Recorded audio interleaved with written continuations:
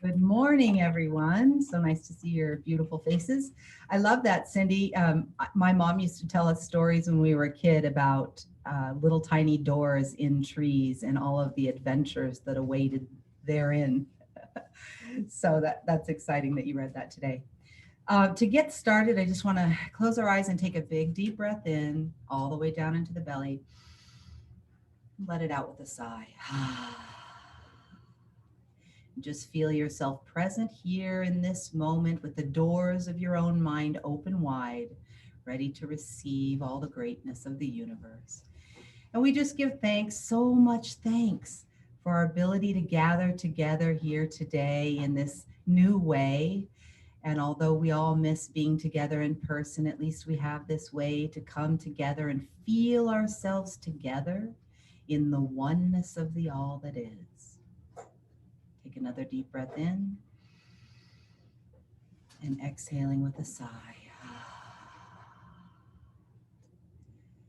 There is only one moment in which life is happening, and that moment is right now. So, right now, tune into the presence of the one, the all that is, the receptive nature of the divine. For this and so much more, we give thanks, we give thanks, we do give thanks. So today I'm going to be talking about the science of spirituality. Actually, Brad said to me, we need the title for your talk. What is it? And that popped into my head. So I texted it to him. And then I thought, okay, now I got to come up with a talk for that. But in reality, science and spirituality really are merged. When I looked up the definition of science, it says it is the pursuit and application of knowledge and understanding of the natural and social world following a system based on evidence, experiment, and or observation as benchmarks for testing the hypotheses. So, a hypothesis is an assumption or an idea that is proposed so that it can be tested to see if it might be true. Spirituality is the quality of being concerned with the human spirit or soul as opposed to the material or physical things. So an aspect of human existence which is characterized by an individual's search for meaning and to answer fundamental questions about, right? So while the purpose of science is to find explanation for natural phenomena, that of spirituality is transformation of oneself and the way of life and your way of life. So life is infinite energy coupled with limitless creative imagination. It is the invisible essence and the substance of every visible form. So its nature is goodness and truth and wisdom and beauty and energy and imagination. And our highest satisfaction and joy as human beings comes from a sense of conscious union with this source energy. And we are that. We are the creator in human form. And all human endeavor is really an attempt to get back to this, finding this inward wholeness where fear and doubt and uncertainty don't exist, right? So we've discovered that the material world ultimately is a network of inseparable patterns of relationships. We've also discovered that the planet as a whole is a living, self-regulating system. And the view of a human body as a machine and of the mind as a separate entity is actually being replaced by one that sees not only the brain, but the immune system, the organs, and even every cell as a living cognitive system. We are the microcosm in the macrocosm. We're all swimming in this pure creative potential of the universe, the one energy that we all live and move and have our being in, the source energy. We are co-creators with this source energy every single moment. And we actually have the ability to create anything we desire, anything we can imagine, because literally anything we can imagine, because in our imagination, we can do anything. And you can begin by asking yourself, what do I want?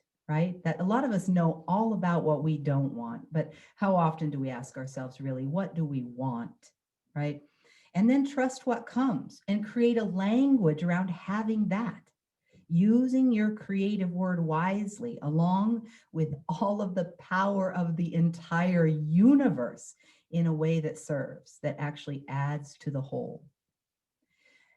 So I was thinking this morning about the concept of love thy neighbor as thyself, right? That means you have to love yourself first. How can you love your neighbor if you're not loving yourself? So using part of self-love is loving yourself enough to choose the right thoughts that support you in your life. And so when we take care of ourselves in this way, it's like a ripple in a pond that affects the whole, because we're all connected. There is only one. And so it's contagious love, contagious healing that we're creating when we tune into our own right thought. So a right thought is actually the strongest power in the world. Ding LeMay says thought is the prime cause of our life, and movement and action are the effect of that cause. So right thinking of its very nature starts the mind process through which the perfection of God exists, or the universe is made visible to us, right? We actually use source energy to create something that we bring down into tangible form in this world that we live in. So science has shown that the mind that holds to the thought of disease will become diseased. The mind that holds the thought of purity will be purified. The mind that holds the thoughts of health will heal, and the thoughts of strength will make you strong. And the mind that holds to the thought of life will live. Ernest Holmes says all these quotes that go right along with this. He says, we are all immersed in the atmosphere of our own thinking, and this decides what shall take place in our life. You can only attract that which you mentally become and feel yourself to be in reality. And you can attract only that. Oh, I just said that one, sorry. Practically the whole human race is hypnotized because it thinks what somebody else told it to think. We can see this happening right now, right? The universal mind contains all knowledge. It's the potential ultimate of all things, and to it, all things are possible. Fear brings failure. Success brings success. Faith brings success. It's that simple.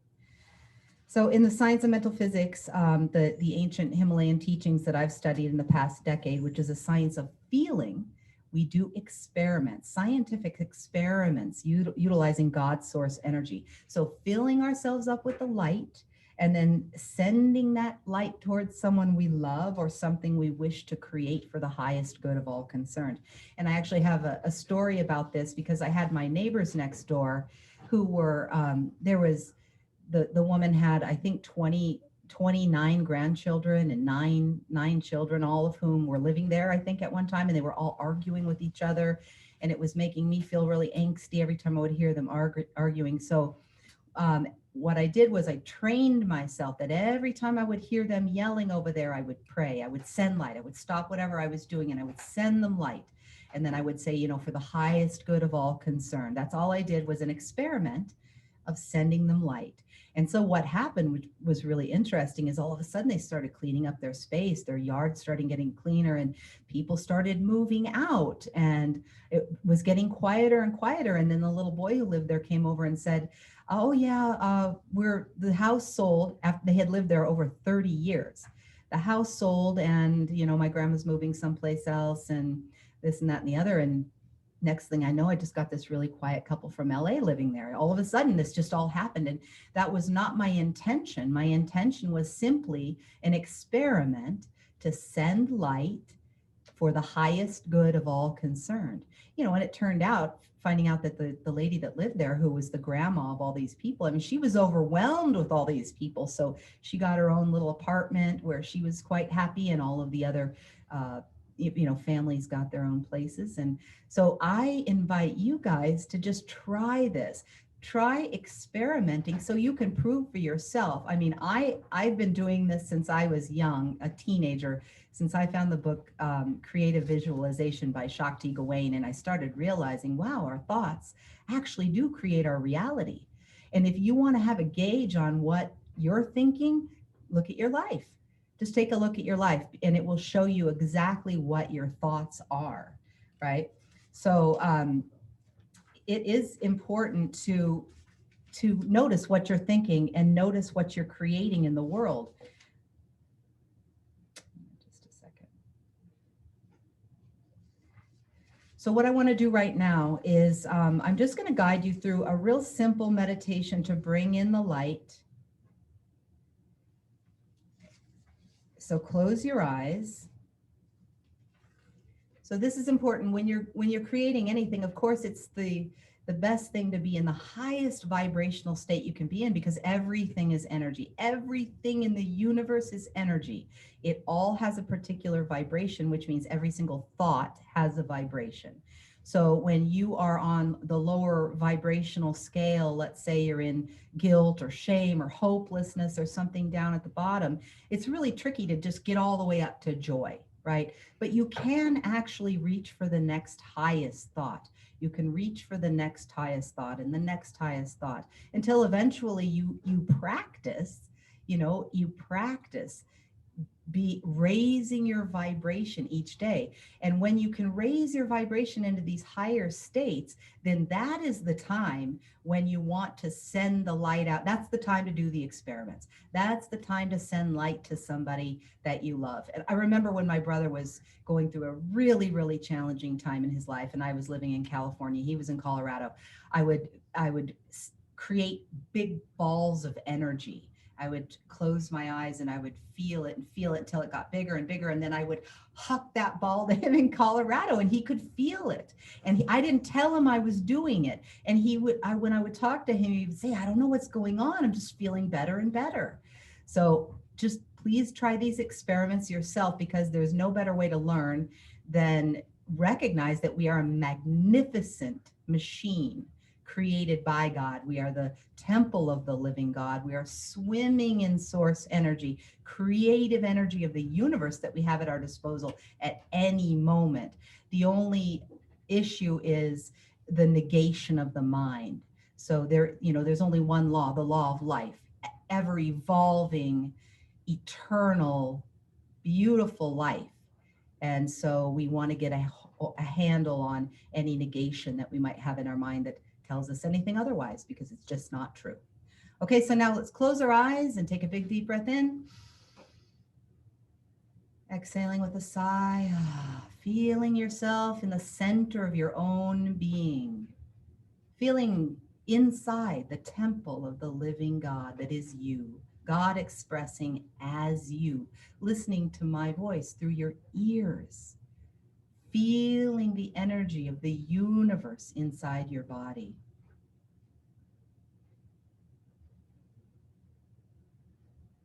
And now, with our imagination, since we can do anything in our imagination, we imagine a great light at the top of our head. And the top of our head is heavy and relaxed. Our eyes are heavy and relaxed. And the muscles of the face are withdrawn, no pressure.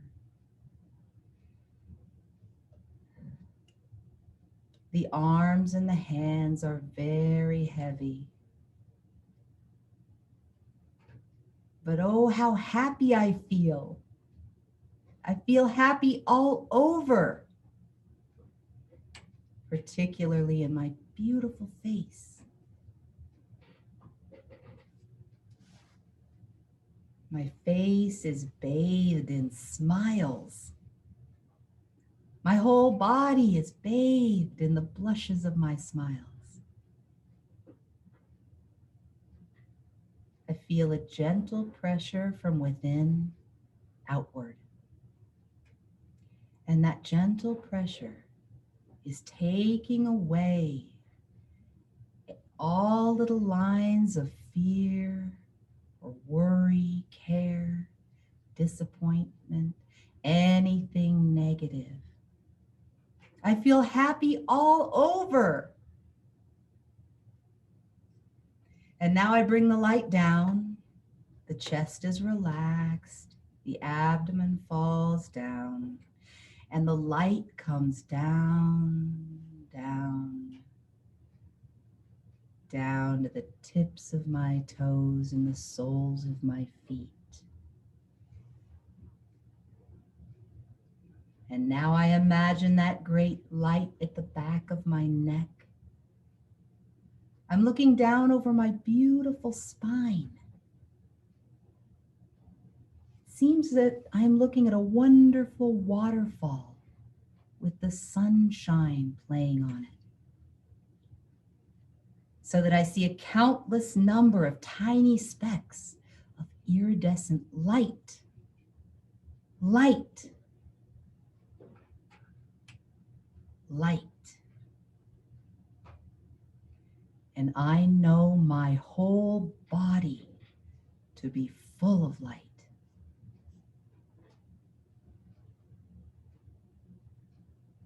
If your eye is single, the single eye, the eternal eye, the spiritual eye. If your eye is single, the whole body, this wide universe, shall be full of light.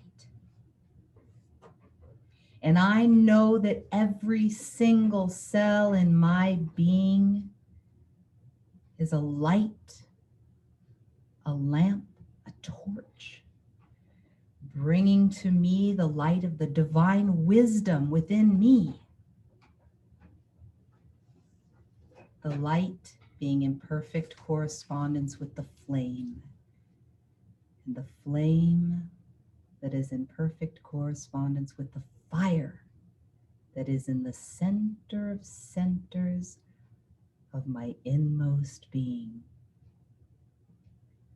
The fire of divine love within me. And so, feeling heavy, imagining that I am looking upward to the top of my head, giving thanks. Imagining a great golden shower of light going out in all directions. Slowly, I take a little breath and a long, deep, sweeping sigh. And I wake up quietly.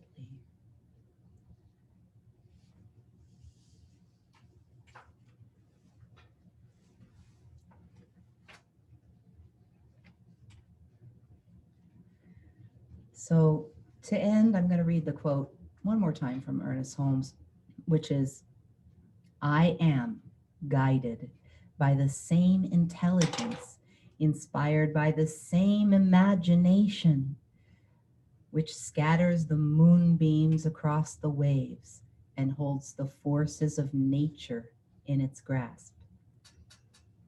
I love you guys, and I hope you'll report back to me on all the wonderful things that you're manifesting with your new creative abilities. Thank you so much, everyone.